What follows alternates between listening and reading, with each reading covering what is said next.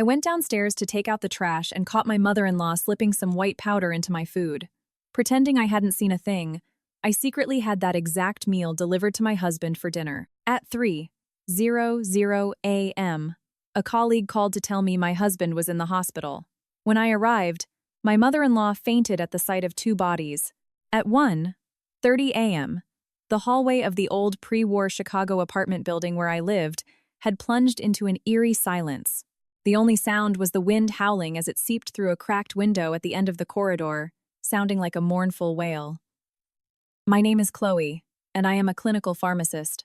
My daily life consists of prescriptions, dosages that determine fates, and the pungent smell of antiseptic woven into every thread of my white coat. Tonight, the hunger gnawing at my stomach from skipping dinner forced me to urgently order a bowl of hot chicken noodle soup through DoorDash.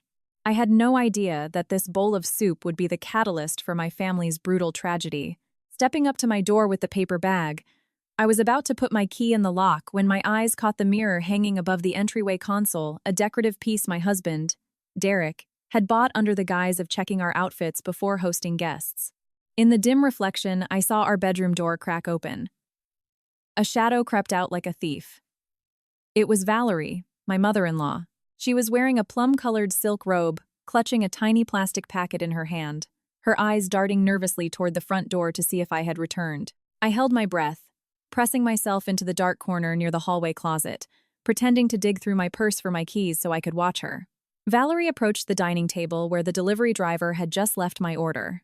With trembling hands, she popped the lid off the soup container and poured a fine, white powder into the steaming broth. Her lips mouthed venomous curses that, despite the distance, carried clearly in the dead of night. "Eat it and die already, you barren weed taking up my grandson's rightful place." She stirred the soup slightly with a spoon, awkwardly wiped away some powder that had spilled on the rim with a paper napkin, and hurriedly slipped back into the bedroom. My heart felt like it was trapped in a vice not from fear, but from a bitter bile rising in my throat. I waited until her door clicked shut before I dared to stand up straight. Walking into the apartment, the aroma of hot chicken broth hit me, but this time, it didn't smell appetizing. There was a strange foreign odor mixed in. With the heightened olfactory senses of a pharmacist who has handled chemicals for a decade, I instantly recognized it. It wasn't rat poison or arsenic. It was the sharp, distinct scent of a crushed, new-generation cephalosporin antibiotic. A chill ran down my spine as the pieces fell into place. Just this afternoon, Valerie had taken out a massive life insurance policy on me, naming herself as the sole beneficiary. She didn't use rat poison because she feared the police would trace it. Instead, she chose a heavy medication, likely assuming it would just cause severe illness, weakness, or a miscarriage if I happened to be secretly pregnant. Then, I remembered a text Derek had sent me around 7:00 p.m. "Babe, urgent meeting with the VP. We're closing the end-of-year project. Probably pulling an all-nighter at the office. Don't wait up." I knew exactly what his urgent meetings meant. The Find My location on the new iPhone 15 Pro I bought him last month was blinking at a luxury condo complex downtown, a place he visited frequently. Derek had a habit. Whenever he was entertaining clients or sleeping around, he drank heavy liquor. He was practically a borderline alcoholic, always throwing back whiskey to prove his masculinity. As a pharmacist, I knew better than anyone what happens when cephalosporin meets alcohol in the human bloodstream. It triggers a severe disulfiram-like reaction. It completely blocks the metabolism of alcohol, causing a massive buildup of acetaldehyde, which is wildly toxic. It leads to a catastrophic drop in blood pressure, cardiovascular collapse, and a very rapid death. My mother-in-law wanted to harm her daughter-in-law, but without realizing it, she had just pressed a knife to her own son's throat. I stood frozen in the cold kitchen, staring at the bowl of comforting soup my mother-in-law had just seasoned for me. I felt a violent internal struggle between my medical ethics and the profound betrayal of a wronged wife. Finally, I picked up my phone. My cold fingers slid across the screen as I dialed the DoorDash driver. "Hi, I'm so sorry. Could you come back for a second? I'll tip you an extra $50 in cash. Could you please deliver this soup to a different address?" After handing the bag back to the driver, I texted Derek, keeping my usual affectionate tone. "Honey, you're working so hard. Your mom saw you were out late and got worried you'd be hungry. She made you some rich chicken soup and asked me to send it over. Eat something hot to sober up and stay warm. Don't hurt your mom's feelings." After hitting send, I sat on the sofa, staring into the dark void of the apartment. The shadows seemed to conspire with my silence. I didn't kill anyone. I was just a caring wife, forwarding dinner to her husband at his mother's behest. As for what was in the soup and who put it there, heaven was watching. I lay in bed, staring wide-eyed at the ceiling. The ticking clock measured the seconds like a death countdown. 3:00 a.m. It was so quiet I could hear my own heavy breathing. Memories of Valerie's insults from the past 3 years flooded my mind. She constantly called me a hen that can't lay eggs, a toxic tree responsible for the end of their family bloodline. She forced me to drink all kinds of sketchy herbal supplements and questionable teas that had pushed my body to the brink of exhaustion more than once. I had endured it all, swallowing my pride, thinking I was just failing in my duties as a wife. But her cruelty tonight had crossed the absolute limits of human endurance. At exactly 3:05 a.m., my phone rang piercingly, shattering the silence. The caller ID showed the ER attending physician from Chicago Med. My heart skipped a beat. Even though I was prepared, I couldn't stop my hands from shaking as I answered. My colleague's voice on the other end was rushed and frantic. "Chloe, get to the hospital now. They just brought Derek in. He's in critical condition. Cardiac and respiratory arrest." I dropped the phone on the mattress, playing the part of a wife who had just received devastating news. But deep down, I knew the script was playing out exactly as expected. I threw on a coat and sped through the night. The freezing wind whipped my face, making tears stream from my eyes. I didn't know if it was from the cold or from mourning the final, grotesque end of my marriage. When I arrived, the ER corridor was pure chaos, running footsteps and that thick, ominous smell of antiseptic. Tonight, the familiar scent felt more sinister than ever. Valerie had beaten me there, likely called by the hospital since she was the last dialed number on Derek's phone. She was rolling on the cold linoleum floor, wailing hysterically. When she saw me, she lunged, trying to grab me by the hair. But hospital security intercepted her. "It was you! You killed my son!" she shrieked. "Why didn't you eat the soup? Why did Derek eat it?" The head of emergency medicine walked out. With a tired, sympathetic face, he shook his head and looked at me with deep pity. "We did everything we could, but the patient suffered severe disulfiram toxicity, combined with an extremely high blood alcohol concentration. The reaction was instantaneous, causing irreversible cardiovascular collapse. Time of death: 3:00 a.m. Hearing of her son's death, Valerie choked on her own scream, her eyes rolling back in her head. But that wasn't the biggest shock. The doctor hesitated for a second before adding, "And the young woman who was with Derek, Samantha. She was 3 months pregnant. Her system was far more sensitive. She also ate some of the soup and drank wine. Neither the mother nor the baby survived. 1 incident, 2 deaths." Those words struck Valerie like a lightning bolt. She froze, turning into a stone statue. She knew exactly who Samantha was. Samantha was the young mistress whose affair Valerie had secretly encouraged and covered up, the one carrying the long-awaited heir who was supposed to replace me. Valerie stared blankly as 2 gurneys were rolled out of the resuscitation bay, covered in cold white sheets. 1 large, 1 smaller. Valerie had personally poisoned the soup to kill me, to clear the path for the mistress and the grandson to enter their home. But through a cruel twist of fate, her caring bowl of soup had sent her own son and her precious grandson to the morgue. Valerie swayed, clutching her chest. Her lips moved soundlessly. Then, she collapsed onto the floor, completely unconscious.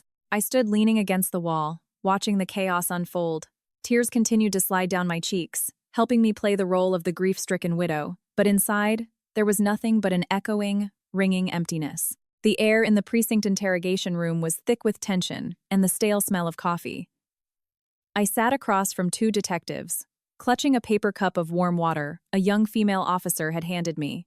I tried to suppress my shivering not from fear, but from a coldness radiating from the depths of my soul. Valerie had woken up in the hospital, and her very first words weren't in mourning for her son, but a furious accusation against me. She vehemently claimed that I had poisoned the soup, calling me a cold-blooded murderer trying to kill my husband for his money.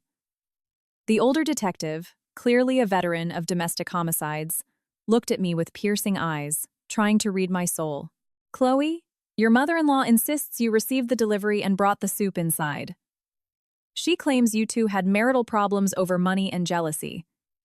She thinks you finally snapped." I raised my bloodshot eyes and spoke, my voice catching, but my pronunciation crystal clear. "Detective. Yes, I received the soup, but I am a clinical pharmacist. I understand the value and fragility of human life better than anyone. If I wanted to harm my husband, I'd have hundreds of untraceable ways to do it. I certainly wouldn't order food from my own DoorDash account and openly have it delivered to him." I pulled my phone out of my purse. My hands were still trembling, but my movements were deliberate. I opened the app for the Wise indoor camera Derek had installed near our front door. He claimed it was for security while he traveled for work. But I knew its real purpose: to monitor me, to see when I left, when I came home, and who I was with. The irony was beautiful. The all-seeing eye he used to control me had just become my ultimate salvation from his mother's slander. I placed the phone on the table and slid it toward the detectives. "This is the footage from 12:35 a.m. You can see everything." A crystal-clear video played on the screen. It showed me bending down, searching for keys in my purse. The moment my back was turned, the bedroom door cracked open. Valerie tiptoed out in her plum robe. Her face looked purely evil in the dim hallway light. She quickly opened the soup container, dumped the white powder in, and stirred it. The microphone picked up her muttering perfectly. "Eat it and die, you barren weed. You don't deserve to be a wife in this house." Hearing this, the young female officer couldn't hold back an audible gasp of horror. The older detective's brow furrowed, his jaw setting hard. I locked the screen. Tears rolled down my cheeks again. My mother-in-law hated me because I couldn't give her a grandchild. She constantly forced me to drink bizarre herbal concoctions without knowing what was in them.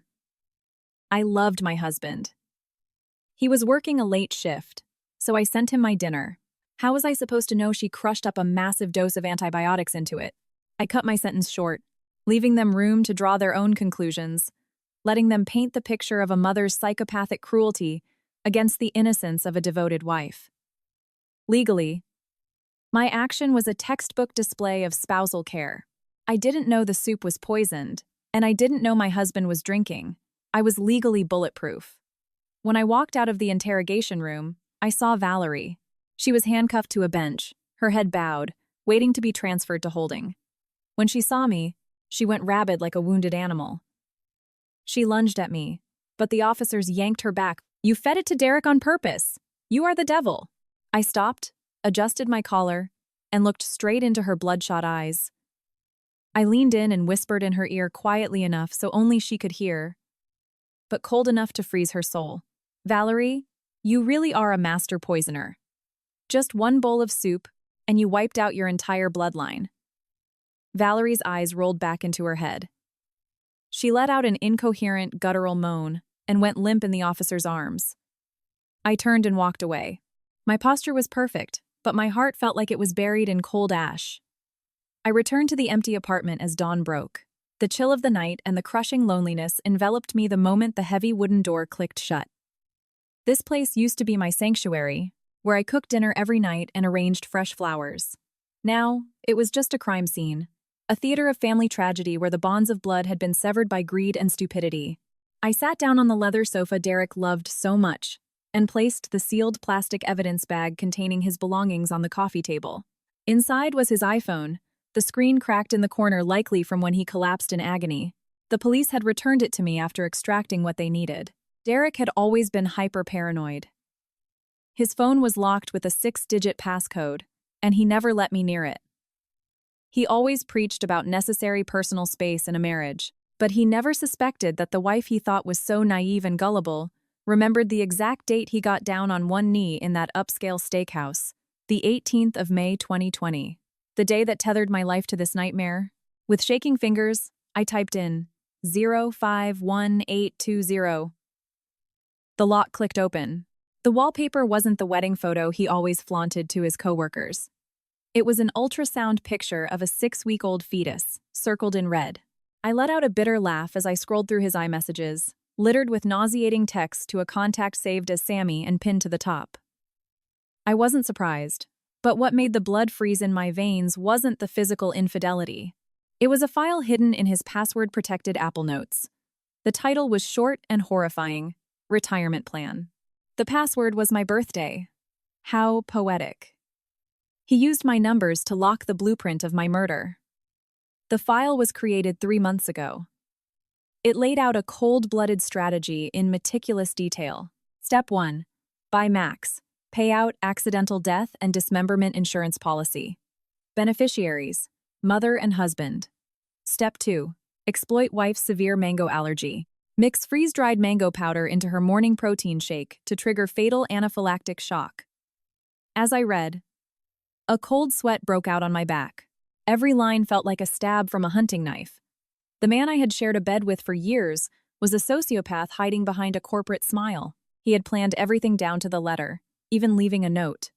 Execute after Nov 15th, the day the contestability period on the life insurance ended, guaranteeing a 100% payout. He wanted me dead to collect a massive check, so he could bring his mistress and bastard child into my home with a clear conscience, living a life of luxury built on my grave. But man proposes, and God disposes. His flawless execution was derailed by the sheer impatience and stupidity of his own mother. Valerie, blinded by her hatred for me and desperate to clear the runway for her grandchild, decided to take matters into her own hands, using an antibiotic instead of mango powder. And in a sickeningly poetic twist of fate, the victim became the very son she wanted to protect. I put the phone down. Bile rose in my throat, not from the fear of almost dying, but from the sheer disgust of the rotting core hiding behind my husband's handsome face. It turned out that yesterday's soup wasn't just karma for Valerie. It was a perfectly tailored execution for the man who was plotting to murder me. Sitting in the freezing living room, I burst out laughing. The sound was dry and hollow. I laughed at my own fate and at the brutal irony of the universe. The sun was fully up now. Pale morning light filtered through the blinds, illuminating the dust motes floating in the air like lost souls. I hadn't slept or eaten. I just sat in front of his laptop, digging deeper into my late husband's digital graveyard. With his phone unlocked, bypassing two-factor authentication for his banking apps was a breeze. The numbers dancing on the screen told a story of brazen lies and theft. To the outside world, and to me, Derek projected the image of a highly successful director of sales at a tech firm, pulling in mid-six figures. But the reality behind the curtain was pathetic. His checking account had barely $400 in it. His debt, however, was a mile long.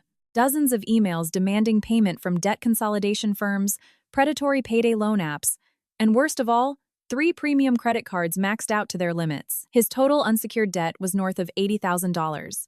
I realized with horror that his tailored suits, his leased BMW, and his lavish client dinners were all a house of cards built on toxic debt.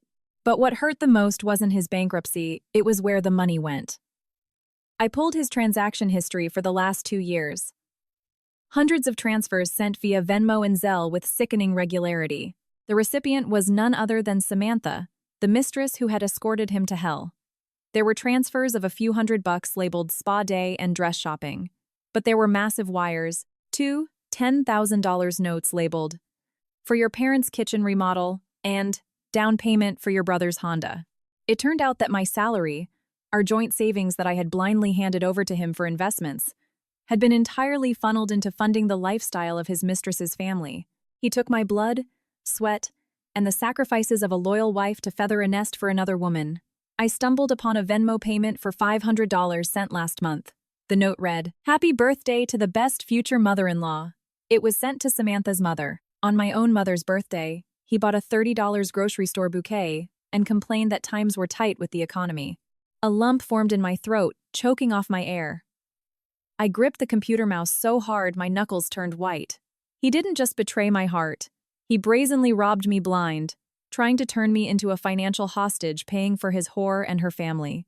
I rapidly downloaded every PDF bank statement, took screenshots of the debt collection emails and the fraudulent transfers, and printed it all out into a thick binder. In the world of forensic accounting, there is no room for gaslighting. Follow the money, and you find the truth. Derek's funeral was held at a reputable chapel in the suburbs. I made sure it was arranged tastefully, not out of lingering love, but to maintain the illusion of his reputation and blindside everyone properly. Somber music played softly, and the scent of lilies burned my eyes, already swollen from insomnia. Mourners flowed in endlessly. Hollow condolences buzzed in my ears. Dressed in a black mourning dress, I stood by the casket, nodding to everyone with a mask of insurmountable grief. I had to play this role flawlessly before the final curtain dropped, but just as I expected, the storm arrived right on time. Around 10:00 a.m., a loud, disruptive group shoved their way into the chapel, shattering the respectful silence.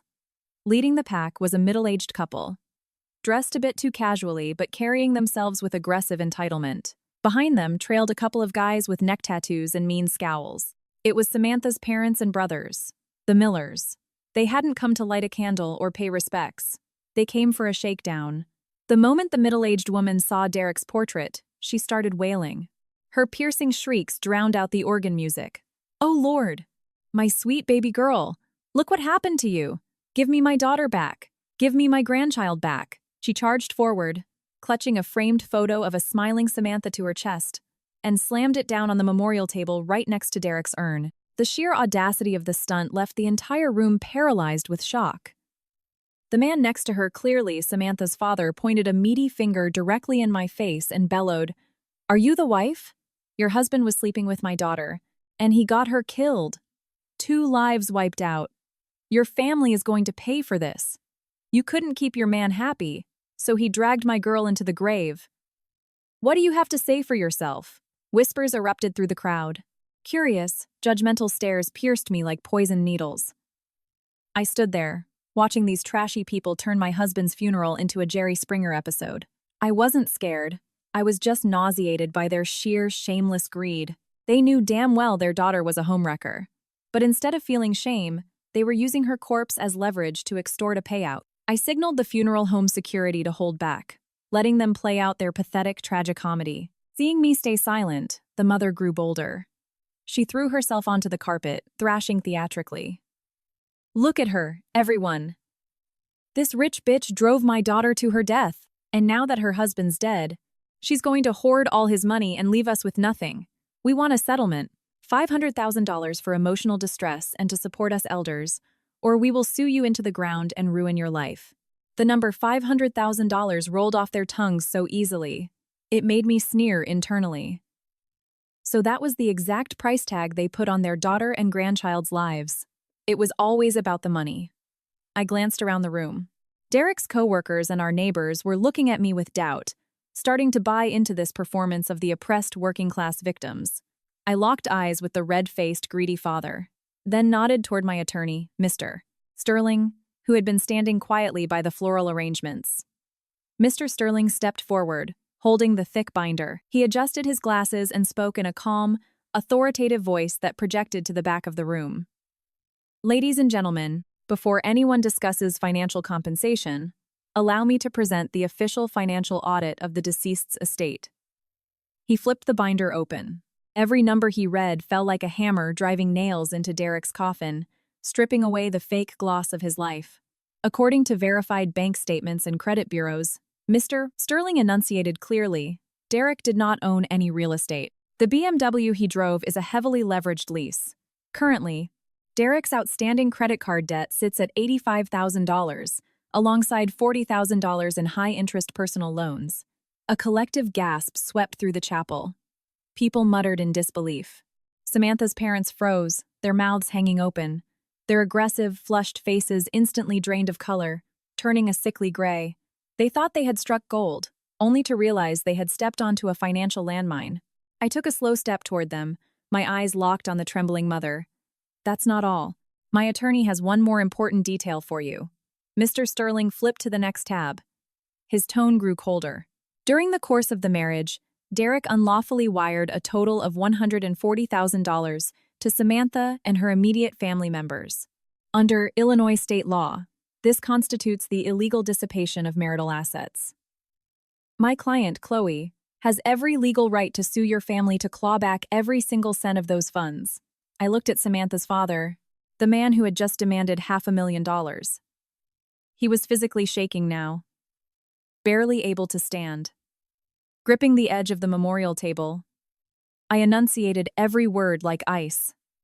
Did you hear that? Derek wasn't just broke. He was drowning. The money he used to remodel your kitchen and buy your son a car, that was my paycheck.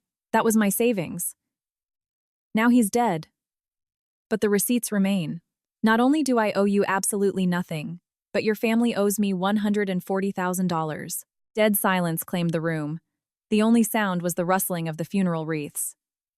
You could hear the terrified, shallow breathing of the greedy vultures whose masks had just been ripped off. The reality of facing a massive lawsuit and having to pay back the money made Samantha's mother collapse onto her knees. She mumbled incoherently, her eyes darting toward the exit. Samantha's father tried to salvage some scrap of dignity. He pointed at me again, but his trembling hand betrayed his panic. You can't scare us. My daughter is dead. Have some respect for the dead. Are you a complete psychopath? I stared at him with a chilling half-smile. A psychopath? You brought your dead daughter's picture to a funeral to extort a widow. You tried to monetize a tragedy. I pulled a prepared legal envelope from my purse and tossed it at his feet. This is a formal cease and desist and the notice of intent to sue. The process server will be at your house tomorrow. I am clawing back that $140,000 plus legal fees, down to the last penny. Even if I have to put a lien on the house you live in, hearing that they might lose their home, Samantha's mother burst into genuine, ugly tears. She tried to crawl forward to grab my legs, but I took a step back, avoiding her filthy touch. When your daughter chose to be a mistress, she should have known that every shortcut in life has a price tag. Sometimes you pay with money. Sometimes you pay with your life. I signaled the security guards. They immediately moved in, firmly ordering the Millers to leave the premises. The father tried to puff his chest out, but under the disgusted glares of the entire congregation and the bouncer's grip, he dropped his head. He yanked his wife off the floor, and they shuffled toward the exit, looking like pathetic, caught shoplifters. Dozens of smartphones were raised in the air. Flashes captured the moment the mistress's family was humiliated and thrown out of the funeral. I knew that by tomorrow, this footage would be all over Chicago, Twitter, and TikTok. The next morning, before the funeral flowers had even begun to wilt, I swapped my morning black for a sharp, tailored suit and drove straight to Derek's corporate headquarters downtown. I didn't go there to cry or beg for a widow's pension. I went to execute the next phase of bulldozing the ruins of my marriage. Sitting in a sleek, glass-walled conference room across from the VP of HR and the head of legal, I slid a silver flash drive across the mahogany table. It contained everything I had pulled from Derek's laptop. I'm not here as a grieving widow, I said clinically. I'm here as a citizen reporting corporate fraud. Here is the proof that my husband was embezzling funds and abusing his position as director of sales. The HR VP frowned deeply and plugged the drive into his MacBook. Spreadsheets, encrypted chats, and forged vendor invoices popped up on the large projector screen. Derek had been inflating material costs and taking kickbacks from suppliers. And his trusted inside man? Samantha, who worked in their own accounting department. Their Slack messages and texts disgustingly sweet pillow talk, interspersed with calculations on how to launder the stolen money, made the corporate executives shake their heads in pure disgust. The total damages, I said, pointing at the Excel summary, are around $300,000. A large chunk of that was routed directly into Samantha's personal accounts and her family's bank accounts. My husband is dead, but I refuse to let my name be attached to his dirty money. I am formally requesting that the company launch an internal investigation, terminate Derek and Samantha posthumously, and seize any remaining 401k matches, bonuses, or final paychecks to offset your losses. The room was dead silent. For a Fortune 500 company, compliance and optics were everything. They couldn't sweep federal wire fraud under the rug. The outcome was exactly as I calculated. The company legally fired Derek and Samantha, stripping them of all posthumous corporate benefits. More importantly, the legal department immediately filed a civil suit against Samantha's estate, meaning her parents to recover the stolen funds she had helped embezzle. Walking out of that glass skyscraper into the windy Chicago air, I took a deep breath. I felt a strange, intoxicating relief. I had weaponized corporate America to punish the greedy. By using the company's army of corporate lawyers, I had delivered a fatal blow to the Miller family, ensuring they were left not just grieving, but utterly bankrupted and buried in litigation. The moment I stepped into my building's lobby, my phone buzzed. It was the front desk concierge, sounding highly uncomfortable. He told me a group of people claiming to be my husband's family was causing a scene outside my unit. I smirked, hung up, and stepped into the elevator. The news of Derek's death and the false rumor that I was sitting on a massive life insurance payout and a paid-off condo had reached his rural hometown faster than the speed of light. It woke up the leeches who hadn't bothered to call us once in 5 years. Stepping off the elevator, I found Derek's Uncle Bob, his father's older brother, along with a couple of aunts. They were standing outside my door with duffel bags, looking like they were moving in. "Well, if it isn't our precious little widow," Uncle Bob boomed, putting his hands on his hips. "Unlock the door. We're here to take over the estate. Derek's gone, which means this condo belongs to the family. We ain't letting no outsiders steal his legacy." "Damn straight," one of the aunts chirped. "We heard you were trying to sell it." "This is our nephew's house. He bought it with his blood and sweat. You have no right. You need to sign it over to the family so we can have a place to stay when we visit the city." I leaned against the hallway wall, marveling at the circus. They were like vultures swarming a fresh carcass. I calmly unzipped my tote bag and pulled out the property deed. "Read carefully, folks. I bought this condo and paid off the mortgage 2 years before I even met Derek. Only my name is on the deed. This is a premarital asset. It's not joint property, and it is absolutely not part of an estate for you to scavenge." Uncle Bob's face turned purple. He tried to argue. "You were married. That means what's yours is his. Derek put a lot of work into this place." I laughed out loud while punching my code into the smart lock. "Put work into it? You mean with his maxed-out credit cards? Or the cash he was funneling to his mistress? By the way, since you're so eager to claim your rights under probate law, whoever claims the estate inherits the debts." I pushed the door open and gestured for them to step inside. "Derek owes the banks, the IRS, and collections over $120,000. If you want to declare yourselves his next of kin and take over his estate, come on in. I'll print out the debt transfer paperwork right now." The relatives looked like they had been hit by a truck, but sheer greed kept their feet planted. Uncle Bob spat a sunflower seed shell right onto my polished hardwood floor. "Don't try to scare us with bank talk. Where's the proof? Even if he owes money, the condo is worth more. We're staying here tonight until we figure this out." He waved his hand, and the aunts marched in, plopping their dirty boots onto my white rug like they were at a dive bar. I stared at the spit-out shells and the mud on my rug. My patience officially ran out. Without a word, I pulled out my phone and hit record on the voice memo app. Then, there was a knock at the door. Not their obnoxious pounding, but the heavy, authoritative knock of the Chicago Police Department. I had called the precinct the second I saw them on the lobby cameras. "Officers," I said calmly, pointing at Uncle Bob. "This is my private residence. These individuals forced their way in, are destroying my property, and are harassing me. I asked them to leave, but they are attempting to squat in my home." Seeing the badges, Uncle Bob deflated instantly. "Whoa, officers! Wait, we're family! We just came to check on our niece." "You can only visit if the homeowner consents," the lead officer said sternly, resting a hand on his belt. "If you are asked to leave and refuse, that's criminal trespassing. Hands on the wall, let's see some ID." "Right on cue, mister." Sterling, who had followed the police up, delivered the kill shot. "Let me also clarify. Under the probate code, heirs are liable for the deceased's debts up to the value of the inherited estate. If you are formally asserting a claim to his assets today, you are assuming liability for a $120,000 deficit. Whoever wants the estate, step forward to sign this assumption of debt agreement." He slammed a thick legal pad onto the counter. Hearing the words liability and $120,000, the aunts shot off the couch like they were on fire. "Oh, no. We don't know anything about that. You figure it out. We're gonna miss our Greyhound back downstate." Uncle Bob, sweating profusely, looked from the legal pad to the cops. I was just worried about Chloe being all alone. We're leaving."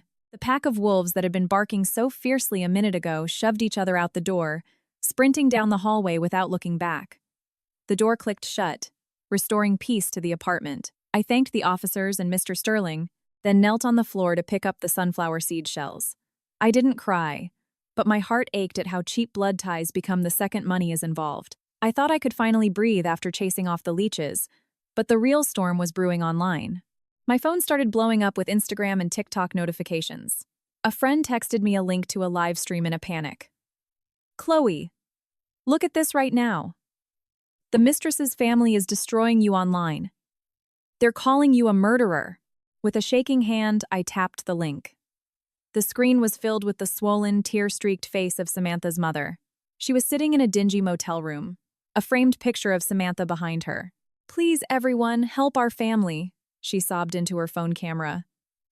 "My baby girl died for nothing." Yes, she made a mistake falling in love with a married man. I won't excuse that, but did she deserve the death penalty? Did my unborn grandson deserve to be murdered? She paused for dramatic effect, wiping her nose. His rich, evil wife knew that soup was poisoned. She purposely ordered it and sent it to my daughter and her husband. She used someone else's hands to commit a double homicide so she could keep all the money. Samantha's dad leaned into the frame, looking appropriately devastated.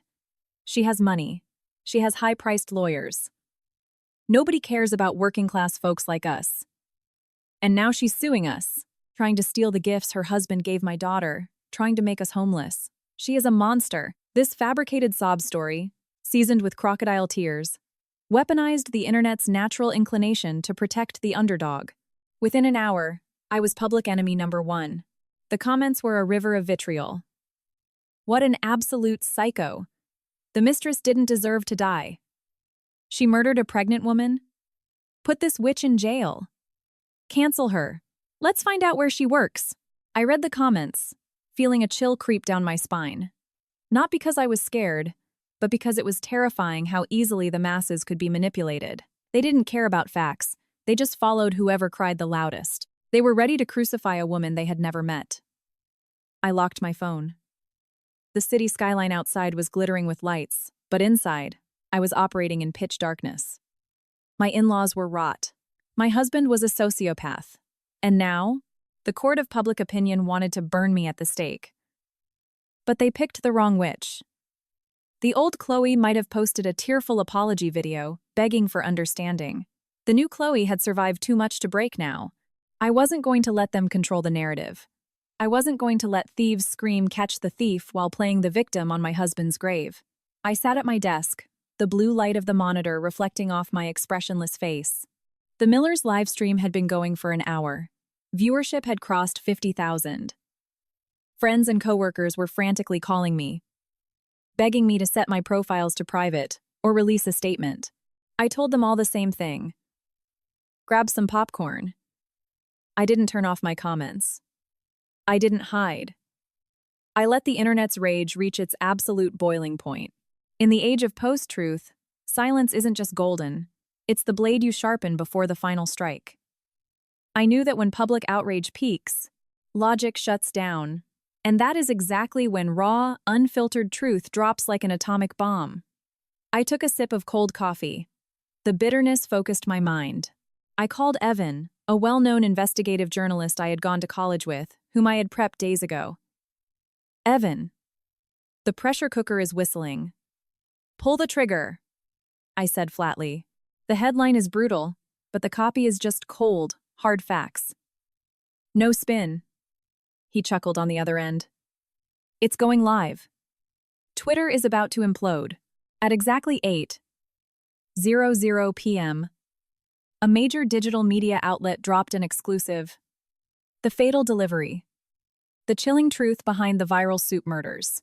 I immediately pasted the link into the chat of the Millers live stream, pinning it to the top of my own socials with a simple caption: "The truth doesn't weep. Watch before you judge." Simultaneously, massive true crime accounts on TikTok and X published the raw Wise camera footage. The ace up my sleeve. The internet exploded, but the wind instantly violently shifted direction. The unedited 4K video left no room for debate. Millions of viewers watched in horror as Valerie crept into the frame, dumping white powder into the soup with a demonic scowl. The AI-enhanced subtitles displayed her exact words: "Eat it and die, you barren weed." No amount of PR spin could fight that video. The court of public opinion did a 180-degree turn so fast it gave them whiplash. The mob that had been hunting me descended upon the Millers' live stream like a swarm of locusts. Omong, the mother-in-law, literally tried to assassinate the wife and killed her own son instead. The wife is the victim here. Her husband cheated and her MIL tried to poison her, and we were dragging her? This old lady is the devil incarnate. Apologies flooded my inbox, while absolute hellfire rained down on Valerie and the Millers, drowning out their fake crying. On the stream, Samantha's mother was still trying to yell over the tidal wave of hate comments, repeating that her daughter was an innocent angel. I shook my head and hit enter on my keyboard, releasing the second payload. This time, it wasn't a video. It was the screenshots from Derek's phone. And the crown jewel. The Apple Note titled Retirement Plan. The cold, calculated bullet points were broadcast to the world. Nov 15. Buy AD&D insurance policy. Deck 20. Slip freeze-dried mango into wife's smoothie. Severe allergy. Swap EpiPen with expired decoy. Accompanying the notes were the WhatsApp logs between Derek and Samantha. Sammy. Babe, hurry up. That old hag is taking too long. I don't want my kid born a bastard. When does the policy pay out? Derek. Chill, babe. I'm measuring the doses. It has to look like an anaphylactic accident. Once she's gone, the condo and the $1M payout are ours. We'll move to Miami. The carefully crafted image of a naive, misled girl shattered into a million pieces. Samantha wasn't an innocent victim. She was a co-conspirator in a premeditated murder plot. By the next morning, the Millers couldn't even step outside to get coffee without people glaring or yelling at them. But the social media execution was just the appetizer. The civil court fast-tracked the corporate lawsuit, freezing all of the Millers' bank accounts to prevent them from hiding the embezzled money. The landlord of the townhouse they were renting saw the viral news and initiated immediate eviction proceedings, refusing to harbor disgraced criminals. I sat in my parked SUV across the street and watched. They dragged their cheap suitcases onto the sidewalk while the landlord literally tossed trash bags of their clothes onto the lawn. Samantha's mother sat on the curb, wailing.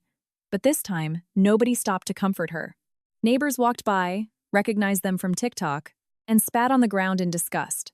They tried calling their extended family downstate, but the toxic virality had reached them too. Nobody wanted them. Broke, homeless, and socially radioactive.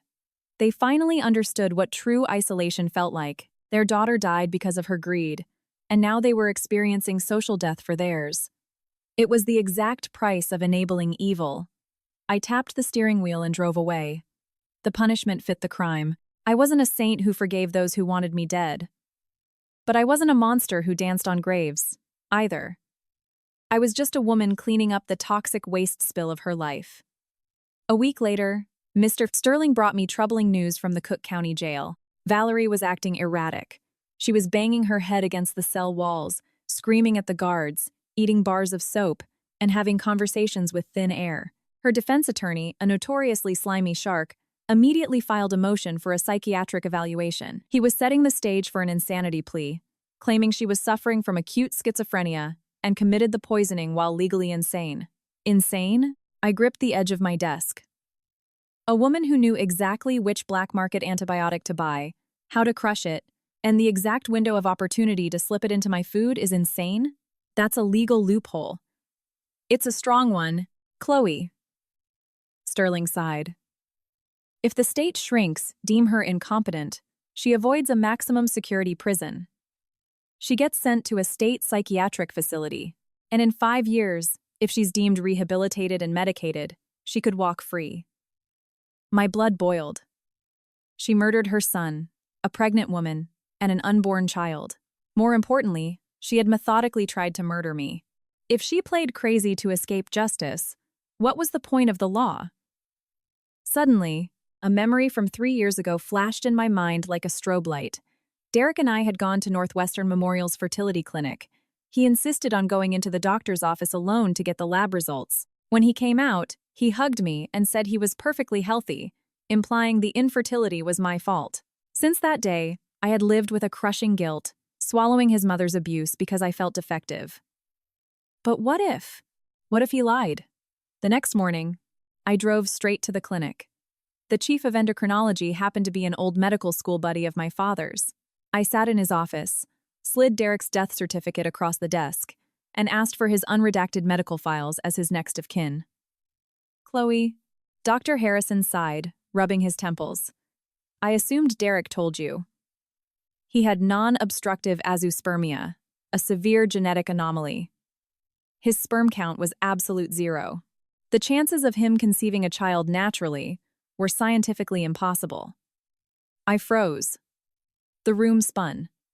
So, for 3 years, I had been gaslit. I carried the weight of a failure that wasn't mine.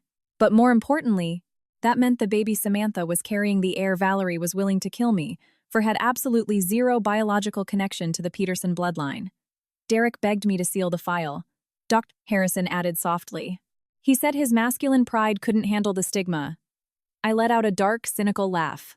His fragile male ego had cost me years of psychological torture. I requested a certified, notarized copy of his entire medical history. Luckily, the clinic's cryobank still had a tissue sample Derek had submitted for testing 3 years ago. At the exact same time, Mr. Sterling filed an emergency subpoena to the medical examiner's office, requesting a DNA extraction from the fetal tissue of Samantha's baby. These 2 biological samples were going to be the padlocks on Valerie's prison cell. The day of the criminal trial, the Chicago sky was the color of bruised lead. I sat in the front row of the gallery. Valerie's lawyer looked smug, confident he was going to walk his client straight into a cushy hospital bed. When the bailiffs brought Valerie in, I barely recognized her. The domineering matriarch was gone, replaced by a frail, gray-haired woman with wild, vacant eyes. She mumbled incoherently, rocking back and forth in her chair, softly singing nursery rhymes. It was an Oscar-worthy performance. Her attorney stood up. Your Honor, my client is severely mentally ill. The trauma of her son's tragic accident fractured her reality. She acted under the delusion of severe paranoia, legally incapable of distinguishing right from wrong. He slapped a stack of psychiatric evaluations on the podium. I sat completely still, watching her play the madwoman. Then, the lead prosecutor, a hardened veteran of the state's attorney's office, took the floor. Your Honor, the state vehemently rejects the defense's insanity narrative. We have undeniable proof that the defendant's actions were premeditated, lucid, and driven by a highly specific motive. She wasn't driven by delusions. He paced toward the defense table. The defense claims she hallucinated threats, but the 4K video evidence shows her calmly executing an assassination protocol and covering her tracks. And her motive? She repeatedly told neighbors she was going to remove her daughter-in-law to make room for her new grandson. He paused, letting the silence hang. So, where did this grandson come from? If she was just crazy, why the obsession with bloodlines? Her motive was greed and a toxic obsession with genetic legacy. And to prove her cold, calculating mindset, the state petitions to submit a new piece of forensic evidence, a medical fact that recontextualizes this entire homicide. The massive flat-screen monitors in the courtroom flickered to life, displaying Derek's medical charts and a brand-new DNA lab report, a DNA paternity test. Your Honor, the prosecutor's voice boomed like thunder. The defendant justified her murderous plot as a way to protect her bloodline. But ironically, the very bloodline she killed for was a biological impossibility. Because her son, Derek Peterson, was 100% medically sterile. A collective gasp swept the courtroom. The gallery buzzed. Valerie stopped rocking. Her nursery rhyme caught in her throat. She snapped her head up, and the crazy look in her eyes vanished, replaced by sheer, unadulterated shock. The screen zoomed in on the final line of the DNA report, highlighted in neon yellow. Probability of paternity between Subject A, fetal tissue, and Subject B, Derek Peterson, 0%. The courtroom fell into a dead, suffocating silence. Valerie sat paralyzed. Her jaw dropped, but no sound came out. The mask of insanity dissolved, revealing a woman whose entire universe had just been nuked from orbit. She had risked life in prison and committed murder for a grandson, who turned out to be a bastard from some random guy. Her son wasn't just sterile. He was being played by his own mistress. And Valerie, blinded by her toxic maternal arrogance, became the weapon that ended her own son's life over a lie. I stood up slowly from the gallery and locked eyes with her. Look at the screen, Valerie, I mouthed silently, though the room was so quiet she could practically hear me. That's the secret your son hid from you for 3 years. He knew he was firing blanks. He knew the kid wasn't his. But he played along so he could steal my life insurance and live off the payout. You thought you were the mastermind protecting the family. You were just a pawn. You killed your only child for a stranger's bastard. No, no, no. It's a lie, Valerie suddenly shrieked. Derek told me it was his boy. He showed me the ultrasound. My grandson! My blood! She launched into a violent, guttural panic attack, this one entirely genuine. She threw herself out of her chair, smashing her forehead against the heavy oak defense table. Blood trickled down her face, mixing with her hysterical tears. This wasn't a legal strategy anymore. This was the agony of a woman being buried alive by the truth. The bailiffs eventually had to sedate her to restore order. The trial concluded swiftly. The presiding judge, an older woman with tired, wise eyes, delivered the verdict without blinking. The actions of the defendant, Valerie Peterson, demonstrate a chilling level of malice aforethought. The court rejects the insanity plea in its entirety. The motive was not psychosis, but archaic prejudice and greed. By the laws of the state of Illinois, I sentence you, Valerie Peterson, to life in a maximum security penitentiary without the possibility of parole. Life without parole. Those 3 words slammed the iron door shut on a woman who chased ghosts her whole life and ended up with nothing but ashes. A month later, I was granted a visitor pass before Valerie was transferred to the state penitentiary. I debated whether to go, but I needed to put the final nail in the coffin. Sitting in the Stark visitation booth, looking through the thick plexiglass, I saw a broken, emaciated ghost. She wasn't faking the insanity anymore. Her eyes were truly gone. She picked up the heavy phone receiver. My grandson. Where is my boy? She rasped. Did you hide him? Derek said he was a strong boy. She was fully trapped in her own delusion now. Valerie? I said, my voice steady and completely void of emotion. There is no grandson. Wake up. Derek played you, and you murdered him for a lie. She dropped the receiver, banging her head against the glass, muttering endlessly about her son. I hung up the phone, stood up, and walked out without looking back. The first thing I did when I got home was list the condo. It sold in a week, well under market value, but I didn't care. I just needed the blood money gone. I packed my clothes and my medical textbooks, and I walked away. The proceeds from the condo and the $140,000 I successfully clawed back from the Millers felt too heavy to keep. I kept what I needed to survive and wired the vast majority of it to a Chicago-based charity that builds shelters for survivors of domestic abuse. I rented a beautiful, sunlit townhouse in a quiet neighborhood in Lincoln Park. I decided to return to my roots, to the very essence of my being, sense. The hypersensitive olfactory gift that Derek used to mock was the very thing that saved my life, allowing me to smell the poison in a bowl of soup. I quit my hospital job and opened a boutique indie perfume laboratory. I didn't want to design perfumes meant to seduce men. I wanted to craft fragrances meant to heal women's souls. My debut collection was inspired by the bitter, medicinal notes of my past, blended with the sharp, clean scent of rain. I had alchemized my trauma into art. At the intimate launch party for my brand, I looked across the room and saw him, the veteran detective who handled my case. He wasn't wearing his badge or his cheap suit. He was in a crisp button-down, holding a bouquet of white lilies. "Congratulations, Chloe," he said, his voice warm. "I bought a bottle of your signature scent for my mother. She said it smells like a woman who has lived 1,000 lives." We stepped out onto the patio, looking down at the quiet, lamplit street. "Your case was the most fascinating file I've ever worked on," he murmured, looking at the city's skyline. "I knew you weren't just a lucky victim. I always suspected you saw the board clearly and used their own momentum to let them destroy themselves. But I kept my mouth shut. The law requires hard evidence. But sometimes, life just requires a little poetic justice. You earned your freedom." His words sent a quiet shockwave through me. He knew all along. I smiled, taking a sip of champagne. I didn't know what the future held. But for the first time, it didn't matter. My happiness was no longer tied to finding a man to build a life around. It was in my own 2 hands, in my ability to wipe my own tears, protect my own peace, and formulate my own joy. I took a deep breath of the cool Chicago night air. It smelled like silence, and it smelled like freedom. The rest of my life was finally mine.